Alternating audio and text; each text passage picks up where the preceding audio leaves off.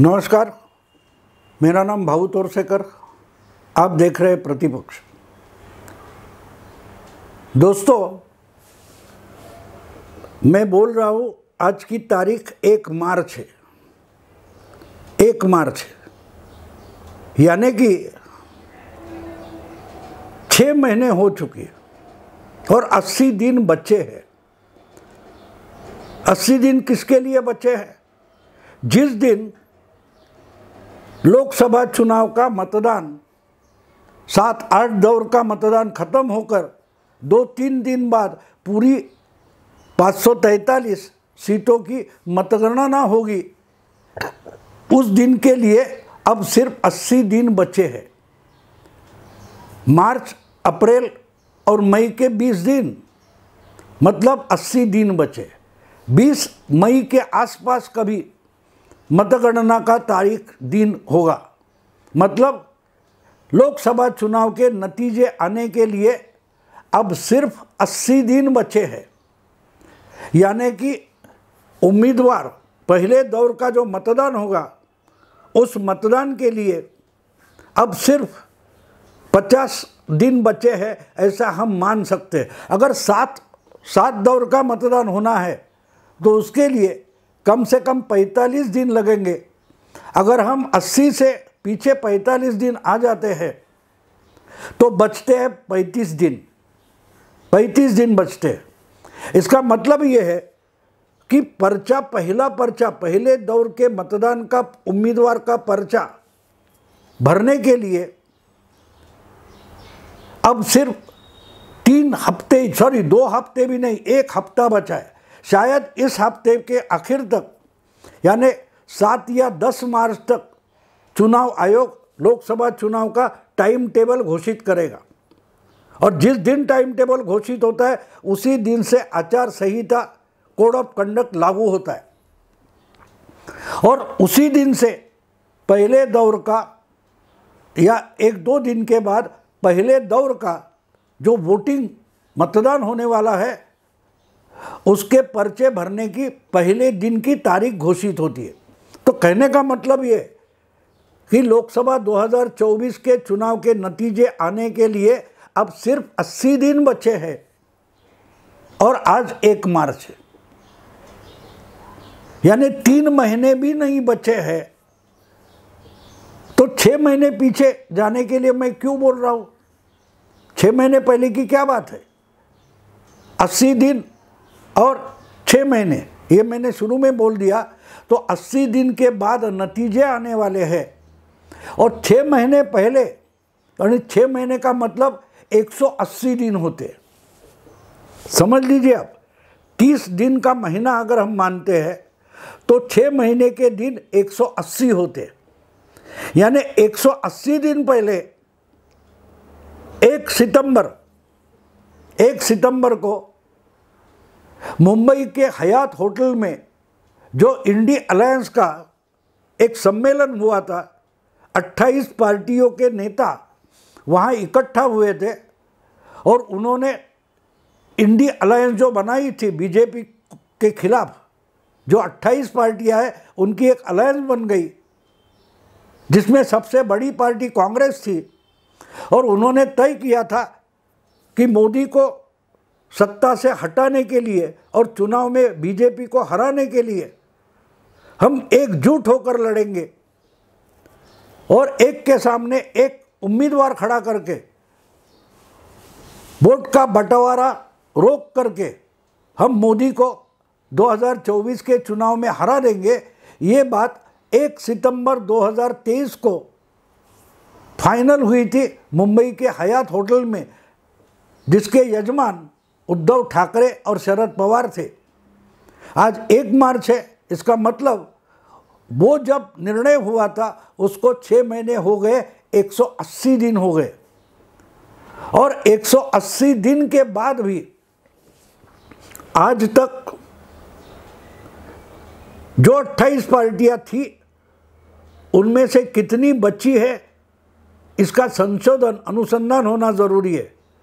ढूंढना पड़ेगा कि कितनी पार्टियां इंडी अलायंस में बची है। कौन से राज्य में इस मीटिंग में तय हुआ था, 1 सितंबर को एक बात तय हुई थी कि जो पार्टियां इंडी अलायंस में आ गई है, जुड़ गई है, उन सब पार्टियों को अपने अपने राज्य में सीट का बंटवारा 30 सितंबर तक होना ज़रूरी है, करना ही ज़रूरी है। यानी कि 150 दिन पहले 1 अक्टूबर तक पूरे जितने राज्य हैं वहाँ इंडी अलायंस अगर होगा तो उसमें जितनी पार्टियां हैं वो उस राज्य का सीट का बंटवारा 1 अक्टूबर तक फाइनल करने वाले थे। उसको भी डेडलाइन को 150 दिन हो गए, लेकिन आज भी हम सीट के बंटवारे पर चले हुए झगड़े सुन रहे हैं। दूसरी बात, 1 सितंबर को ये तय हुआ था कि 1 महीने के अंदर हर राज्य का सीट का बंटवारा हो जाएगा और अगली बैठक 1 महीने के बाद मध्य प्रदेश भोपाल में आयोजित की जाएगी। लेकिन ये 1 सितंबर का मामला ख़त्म हो गया, अपने अपने राज्य में अपने अपने गांव तक पहुंच गए और मध्य प्रदेश भोपाल में जो मीटिंग सम्मेलन होने वाला था वो कैंसिल हो गया। ये घोषणा मध्य प्रदेश कांग्रेस के अध्यक्ष कमलनाथ ने कर दी, क्योंकि राजस्थान, मध्य प्रदेश और छत्तीसगढ़, तेलंगाना और नागालैंड के चुनाव अक्टूबर में होने वाले थे, नवंबर में होने वाले थे। तो इसलिए सितंबर, अक्टूबर, नवंबर ये 3 महीने इंडी अलायंस की कोई मीटिंग हुई नहीं, चर्चा तक नहीं हुई, ना के सीट का बंटवारा पूरा हुआ। 1 सितंबर से मानो 90-100 दिन के बाद 3 दिसंबर को 5 विधानसभा चुनाव के नतीजे आ गए और वो नतीजे आने के बाद अब क्या करेंगे? अचानक कांग्रेस को पता चला कि अरे हम अकेली पार्टी तो है नहीं, हमारी तो इंडी अलायंस है। यानी 90 दिन कांग्रेस भूल गई थी कि हमको लोकसभा चुनाव लड़ना है, इंडी अलायंस हमने लोकसभा चुनाव के लिए बनाई है। तो उसका आगे क्या होगा? 90 दिन सोते रहे और फिर मेरा ख्याल है 15 या 18 दिसंबर को दिल्ली में इंडी अलायंस की बैठक हो गई। मतलब ये है दोस्तों कि 180 दिन जो आज से पीछे 180 दिन पहले जो निर्णय हुआ था कि सीट का बंटवारा 150 दिन पहले हो जाएगा, उसमें से 100 दिन ऐसे ही निकल गए और 18 दिसंबर दिल्ली में बैठक हो गई और फटाफट चुनाव के लिए तैयारियां करो, ऐसे बोलते बोलते जिसने ये प्रयास शुरू किया था बिहार के मुख्यमंत्री नीतीश कुमार, जिन्होंने इंडी अलायंस को जन्म दिया था, वही उठकर इंडी अलायंस छोड़कर एनडीए में शामिल हो गए। वहाँ ममता बनर्जी बोल रही है हमको कुछ करना नहीं है, तो पूरा का पूरा सत्यानाश हो गया। 1 सितंबर से लेकर 1 मार्च तक 180 दिन में जो इंडी अलायंस बनाई थी वो टूट फूट कर बिखर गई है। कोई नेता किसी से बात नहीं कर रहा है और जो बातें कर रहे हैं वो रोज झगड़ रहे हैं और फॉर्मूला तैयार हो गया, फॉर्मूला तैयार हो गया, ये खबरें आती है, सूत्रों से खबरें आती है, लेकिन होता कुछ भी नहीं, होता कुछ भी नहीं। और चुनाव के लिए अगर हम हिसाब करें तो जब पहली बार पटना में नीतीश कुमार ने मीटिंग बुलाई थी जिसमें 22 या 26 पार्टी के नेता आए थे, वहाँ से लेकर एक्चुअली 2024 के लोकसभा चुनाव के नतीजे आने में मेरा ख्याल है 260 दिन का मामला था, 260 दिन का मामला था। यानी ये प्रयास शुरू हुआ जून 2023 में, उसके बाद कम से कम 260 दिन में लोकसभा के नतीजे आने वाले थे, यानी कि लोकसभा का चुनाव बीजेपी को हराने के लिए लड़ना है, तो उसके लिए तैयारी शुरू हो गई। तब चुनाव के नतीजे आने तक का टाइम 260 दिन का था। अब उसमें से 80 दिन बचे हैं और अभी तक एक कदम भी ये लोग आगे नहीं चल पाए। हाँ, कहीं दिल्ली में और पंजाब में या गुजरात में आम आदमी पार्टी और कांग्रेस ने हाथ मिलाया है। उत्तर प्रदेश में अखिलेश ने और क्या बोलते कांग्रेस ने हाथ मिलाया। ये छुटपुट बातें छोड़ दे, क्योंकि गुजरात और दिल्ली मिलाकर होते 100-110 सीटें होती है और वहाँ तो आज भी इनके पास 1-2 सीट नहीं है, तो इसलिए वो बात छोड़ दो।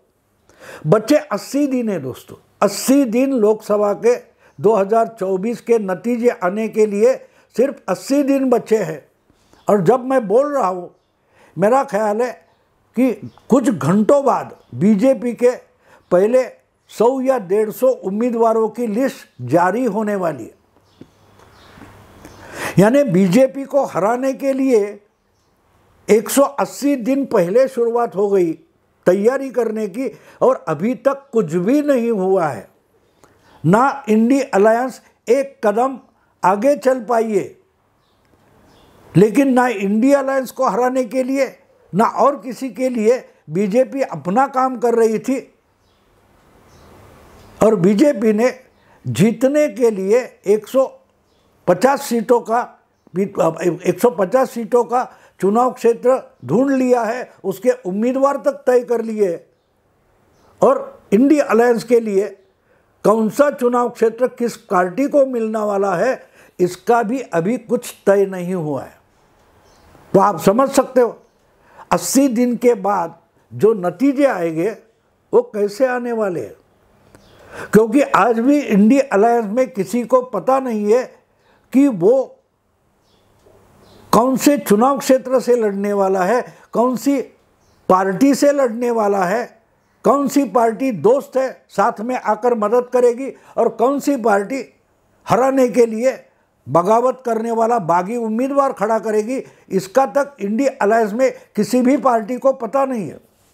अगर ये बात इन इंडी अलायंस में शामिल 20-25 पार्टियों के नेताओं की है, आप समझ ले। आखिर लोकसभा का चुनाव जीतना है तो कम से कम एक क्षेत्र में 10-15 हज़ार कार्यकर्ता हारने के लिए ज़रूरी होते। जीतने की बात नहीं कर रहा हूँ मैं।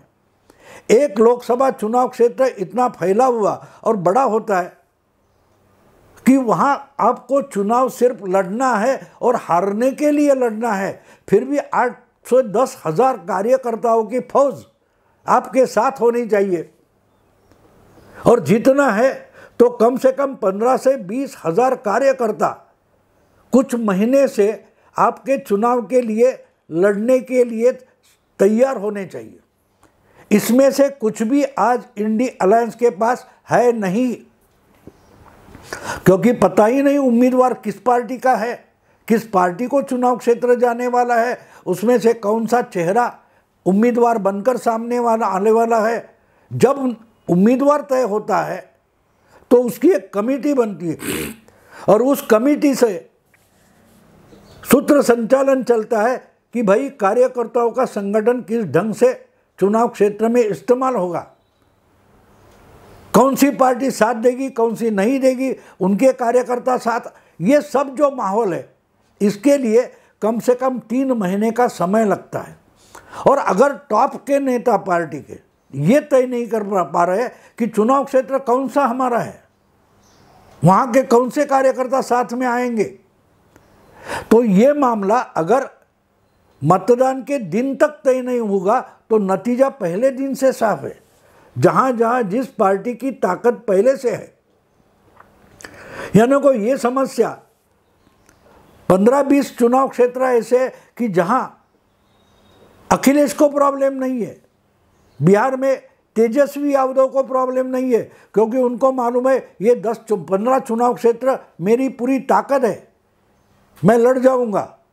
अखिलेश की बात वही है, ममता की बात वही है, लेकिन क्या यही बात उद्धव ठाकरे की है?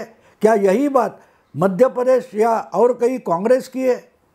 अगर नहीं है तो आप मोदी को हराने के लिए तो चुनाव नहीं लड़ रहे, आप बीजेपी को सत्ता से हटाने के लिए चुनाव नहीं लड़ रहे। चुनाव के नतीजे आने के लिए सिर्फ 80 दिन बचे हैं और इंडिया अलायंस में एक भी पार्टी या उस पार्टी के नेता को पता नहीं है हम चुनाव किस लिए लड़ रहे।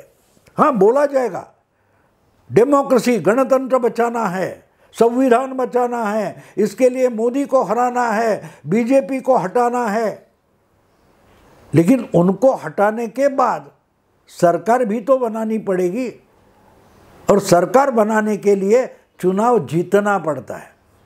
और चुनाव कुछ चंद क्षेत्र में जीतने से कुछ नहीं होता, बहुमत लाना पड़ता है, यानी 272 से ज़्यादा चुनाव क्षेत्र में इंडिया अलायंस या उनके साथ आ सकते हैं ऐसे दलों को जीतना पड़ेगा। तो चुनाव में जब उतरते हो आप, तो चुनाव में उतरने का मतलब ये होता है कि आपको जीतना है। आप जीतने के कारण अगर कोई हारता है तो वो बात अलग है, हारने वाला कोई भी हो सकता है, उससे आपको कोई मतलब है नहीं। आपको जीतने के लिए खड़ा रहना है। और आप जब इस ढंग का सोचते हो कि आपको किसी को हराना है तो आप वोट कटुआ हो जाते हो। कांशीराम, जिन्होंने बहुजन समाज पार्टी बनाई, जिस पार्टी की आज सर्वे सर्वा मायावती है, 40 साल पहले कांशीराम बोलते थे पहला चुनाव हारने के लिए है, यानी चुनाव लड़ेंगे हार जाएंगे, लेकिन कौन से चुनाव क्षेत्र में अपनी क्या ताकत है उसका पता उस चुनाव से लगता है। उसके बाद दूसरे चुनाव में हराने के लिए, यानी हम तो जीतेंगे नहीं, यानी हमारा उम्मीदवार खड़ा होगा लेकिन वो जीतेगा नहीं, लेकिन उसके लड़ने के कारण दूसरा कोई हार सकता है जो वरना जीत सकता था। तो कांशीराम का कहना इम्पोर्टेंट है कि पहला चुनाव हारने के लिए, दूसरा चुनाव हराने के लिए और तीसरा चुनाव जीतने के लिए। आज इंडिया अलायंस जो है, इनकी सोच आप देखिए, इंडिया अलायंस में जो कुछ 26-25 पार्टियां है या बची है या निकल गई है, वो सब पार्टियों की जो सोच है, उनका दिमाग बीजेपी को हराने के लिए, मतलब वो खुद मान लेते हैं कि हम ये चुनाव हारने के लिए लड़ रहे हैं, हम जीतेंगे नहीं। लेकिन बीजेपी को अपशकुन कर सकते हैं। जब आपकी सोच इस ढंग की होती है तो आप क्या करते हो, आप अपने दोस्त को भी दगा देने के लिए तैयारी करते हो। और इसलिए इंडिया अलायंस का सीट का बंटवारा नहीं हो रहा है, क्योंकि जिसको सीट जाएगी उसकी दोस्त पार्टी ही, मित्र पक्ष ही, मित्र दल ही वहाँ अपना बागी खड़ा कर देगा। तो इंडिया अलायंस बनी तो है, लेकिन करेंगे क्या? ये बीजेपी को हराने के नहीं लड़ रहे, ये एक दूसरे को हराने के लिए लड़ रहे।